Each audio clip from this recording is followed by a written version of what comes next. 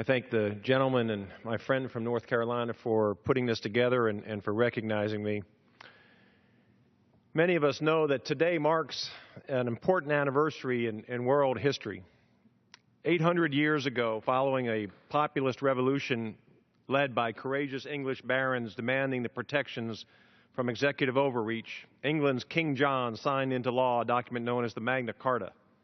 This grand charter marked the first time that everyone, including kings, were subjected to the rule of law, that everyone would enjoy the benefits of due process and equal protection under the law.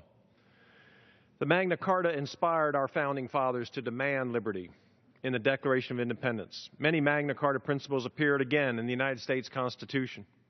This one single document became the basis of our republic and established one of our greatest founding principles, the rule of law. And the rule of law remains as important as ever.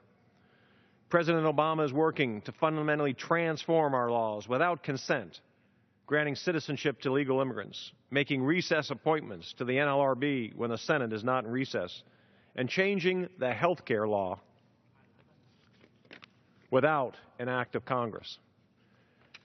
The IRS ignored the rule of law by targeting and harassing individuals based on their political beliefs. And who can forget the ATF's Fast and Furious program, which allowed U.S. weapons to be walked across the U.S.-Mexico border in hopes of catching Mexican drug lords, but ended with the tragic murder of U.S. Border Patrol agent Brian Terry. It is time to prevent future would-be monarchs from being elected and further eroding our proud tradition for the rule of law. While the Clinton family has been play by their own set of rules and has a laundry list of scandals that go back decades, I am squarely focused on two dubious, dishonest, and dangerous scandals that Hillary Clinton was involved in while serving as Secretary of State. As the nation's top diplomat, Secretary Clinton used her position of power to create her own set of rules, using a personal email account for official State Department business. She continued to do so even after issuing a memo calling on staff to use official government email accounts. Secretary Clinton ignored the rule of law when she deleted over 30,000 State Department emails from a personal server located in the basement of her Georgetown mansion. What makes this worse is that she deleted these emails even as Congress called for her to release them. Storing these emails on a private server violates federal records law. Deleting these emails also raises questions not seen since the IRS targeting investigation.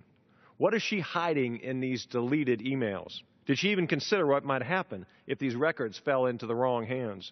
Would she even know if her server had been breached? Secretary Clinton proudly stated during a March 10th press conference, "I fully complied with every rule I was governed by." Americans will never know because she ignored the rule of law.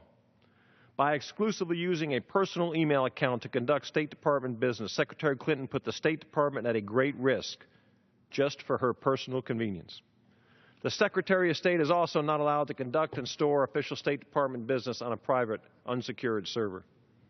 If any other hardworking American conducted their business this way, they would be out of a job and most likely in jail. This brings me to the Clinton family's next scandal. While Hillary Clinton served as Secretary of State, the Clinton Family Foundation continued to accept millions of dollars in donations. All told, 7 foreign nations, including Kuwait, Qatar, Oman, and Algeria, donated money to the Clinton Foundation during the time Hillary Clinton was Secretary of State. These contributions raised questions about Secretary Clinton's independence and ethical judgment. But when some of the $1 million donations in question came from nations like Saudi Arabia, Kuwait, the United Arab Emirates, and Oman, it raises concerns about whether these nations were hoping to gain better diplomatic ties to the United States through sizable donations to the Clinton Foundation. When the Secretary of State is playing fast and loose with the rule of law, even ignoring a memorandum of understanding with the White House regarding a questionable donation from the Algerian government, it is extremely difficult to trust her judgment or her word when she claims not to have broken any laws. The rule of law has been a core principle since our founding. Brave men and women have fought and died to protect this idea and preserve the liberty we hold so dearly. This is why I find it especially tragic that Secretary Clinton blatantly ignored the rule of law. The Magna Carta's anniversary is a great opportunity to remember the courageous barons who secured the rule of law. We must restore this key principle and stop the attacks on our founding principles.